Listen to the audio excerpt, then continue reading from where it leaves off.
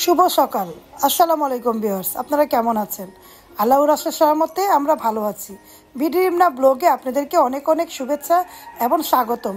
কাছে দূরে যারা আমার ব্লগটা দেখছেন একটা লাইক দিয়ে দেখবেন, যারা আমার চ্যানেলে নতুন তারা সাবস্ক্রাইব করে দেখবেন। আর সাবস্ক্রাইব করে রাখলে আমি যখনই ভিডিও ছাড়বো আপনাদের কাছে নোটিফিকেশন পৌঁছে যাবে। আর আমি প্রতি মঙ্গলবার রান্নার ব্লগ দেই, আর প্রতিদিন আমি এই বিডিএমনার ব্লগটা দেখাই। আমি বিডিএমনার ব্লগে যেটা দেখাই ওইটা টক মিষ্টি ঝাল সব রকমই দেখাই, কারণ ঘোরাফেরা থেকে শুরু করে ঘরের ব্লগ, ছাদের থেকে শুরু করে ঘরের ব্লগ সব কিছুই আমি আমার ব্লগে দেখতে পাবেন। আমি ঘোরাঘুরি করেছি, যেগুলো জায়গা টুকটাক গিয়েছি সব কিছুই আমার ব্লগে দেখতে পাবেন। অরিজিনাল পাখি থেকে নিয়ে মাটির পাখি আমার ব্লগে দেখতে পাবেন। দেখুন এখন দেখাচ্ছি দোলনাটা। আপনারা তো জানেন দোলনাটা রিন্তির আপু তৈরি করে দিয়েছে আমাকে, দোলনাটা দেখিয়ে দিলাম। আর নবাববাড়ির পুকুরটাও দেখাচ্ছি, টুকটাক গাছপালাও আমার দেখাচ্ছি। আমাদের ব্লগগুলোতে অনেকে এখন লাইক দেয়, কমেন্ট করে, শেয়ার করে, তাদেরকে অসংখ্য ধন্যবাদ, ভালোবাসা। এইভাবে করে আমাকে সাপোর্ট করবেন। আপনারা কিভাবে দেখতে চান তাও কমেন্ট করে জানাবেন, কারণ আমি আমার মনের মাধুরী দিয়ে ব্লগ তৈরি করি। আমি কোনো রকম অন্যরকম ব্লগ দেই না, আমার যেটা ভালো লাগে সেটাই দেই। আল্লাহর রহমতে এখনও সবাই বলেছে ভালো মতো করে দেখে সবাই। আমার ব্লগে কোনো রকম কিছু পাবেন না, কারণ আমি আমার মতো করে ব্লগ তৈরি করি মনের মাধুরী দিয়ে। আমার যেটা ভালো লাগে তাই দেখাই। আমার ব্লগে শিক্ষণীয় জিনিসও পাবেন, কারণ আমি ছেলে মেয়েকে মানুষ করা থেকে নিয়ে রান্নাবান্না, ঘোরাঘুরিও দেখাই, সব কিছুই দেখাই। তাহলে আমার ব্লগটা দেখতে থাকেন। আজকে অনেক টুকটাক রান্নাবান্না করব, পাশে থেকে দেখুন। যেহেতু আজকে বৃহস্পতিবার, আমার ছেলে, আমার মেয়ে আর রিন্তির আব্বু রোজা রেখেছে। বৃহস্পতিবারের ব্লগটাই আমি আজকে আপনাদের মাঝে শেয়ার করে দিলাম। আমাদের জন্য পুডিং তৈরি করতেছো? হ্যাঁ, পুডিং তৈরি করছি। এই যে পুডিং, আর এটা সাবুদানার পায়েস।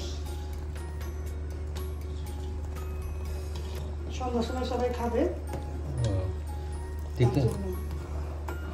দেখতে সুন্দর হয়েছে না? খাইতে দারুণ। এটা অনেক পছন্দ, পছন্দ। বড় বড় সাবু, এটা সাগু দিয়ে কার কার পছন্দ, কে কে এভাবে করে সাগুদানা দিয়ে পায়েস তৈরি করেন কমেন্ট করবেন। আর আমি রিমনা হোমস্টার ফুড ব্লগের মধ্যে আমার এই পুডিং এর রেসিপি দেওয়া আছে, আর সাগুদানার পায়েসটাও দেওয়া আছে। আপনারা চাইলে দেখে নেবেন, ভালো লাগবে। ভালো লাগলে লাইক কমেন্ট অবশ্যই করে দিবেন। অল্প করে তৈরি করছি, আমার তো বেশি দরকার নেই করার, অল্প অল্প করে তৈরি করব, যেহেতু আমি খাই না, ওরা 3 জন খাওয়া দাওয়া করে। মেয়ে ছেলে যখনই বলো, আমরা যখনই বলি তখন তুমি টাটকা রান্না করে দাও। টাটকা রান্না করে দেই, বাসি দরকার নেই, টাটকা খাবে। ওরা ফ্রিজে রাখা পছন্দ করে, আবার গরম গরম খাওয়াটাও পছন্দ করে। তো সাবুদানার পায়েসটা কিরকম হচ্ছে কমেন্ট করবেন, আর পুডিংটাও কেমন হচ্ছে তাও কমেন্ট করে জানাবেন।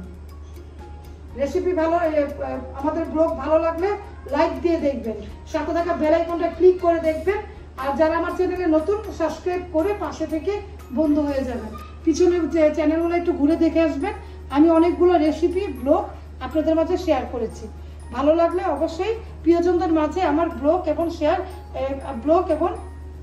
রেসিপি শেয়ার করে দিবেন। তাহলে ভিডিও দেখতে থাকেন।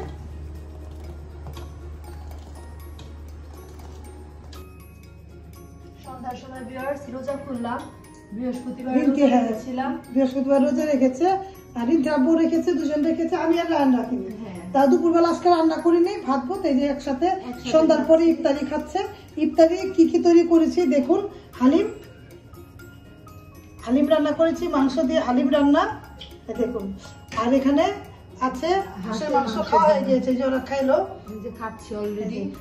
চিতই পিঠা, হাঁসের মাংস আর সাবুদানার পায়েস তৈরি করেছি, খাওয়া হয়ে গেছে। বললাম না অল্প করে রান্না করছিলাম। আর হচ্ছে জিলাপি আর মুড়ি ভর্তার জিনিসও এনেছি, সবকিছু এনেছি, কিন্তু আমি এখনো তৈরি করে খাবে বলে কি নামাজ পরে খাবে। যে মুড়ি ভর্তার জিনিস দেখুন, আজকে হেভি খাবার, বুফের মতো খাবার তৈরি করেছি, সব রকম পুরো রাজকীয় খাবার খাচ্ছি। হ্যাঁ, অনেক রকম, খাইতে পারবো না, কিছু একটু করে খাবো।